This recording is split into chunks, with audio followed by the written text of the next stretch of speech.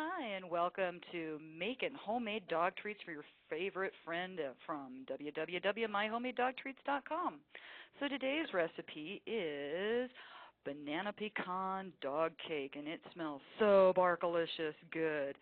So some of the stuff you'll need to start is a bundt pan and a cooling wire rack, the spray pan coating, bananas that are ripe makes it a lot easier with this recipe, and a dog treat frosting, which is optional. You don't need it, or you can add it at the end. The dogs, the willing taster or two, those will definitely be wanting to be around you. So we're going to start with 2/3 cup of ripe bananas and mash them up. Half a cup of butter softened, 3/4 cup of water, 3 large eggs, 2 cups of flour, 2 teaspoons baking powder, 1 teaspoon baking soda, 1 teaspoon ginger, and 2 teaspoons of cinnamon. That's to make their breath smell really good. And then we're going to have a half a cup of pecans chopped at the end. The recipe goes on to starting with preheating your oven to 350 degrees.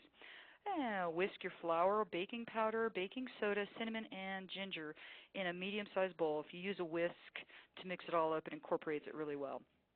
And then you want to beat together the mashed bananas and the butter that's been softened in a large bowl until creamy. Beat in the water and add the eggs one at a time. This will be a little sloppy, so be careful. Then you're going to stir your dry ingredients into the banana mixture and then stir in the pecans. Spoon that batter evenly into the nonstick bundt pan. If you've sprayed it with the spray, it makes it a lot easier to come out. And then you'll bake it at 350 degrees for 35 minutes. You'll cool it on a wire rack for about 5 minutes and then remove from pan and let cool completely on that wire rack. And you can add the dog treat frosting once it's completely cool with plain yogurt or cottage cheese that's been kind of creamed up. And wow, doesn't that just smell delicious?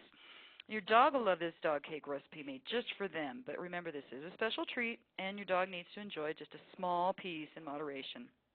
It almost smells good enough for humans, but it doesn't have any sugar in it. It's just not going to taste the same to our taste buds, but the dogs love it. So keep this cake stored in an airtight container in the refrigerator, and you can freeze it without the frosting for a longer-lasting freshness.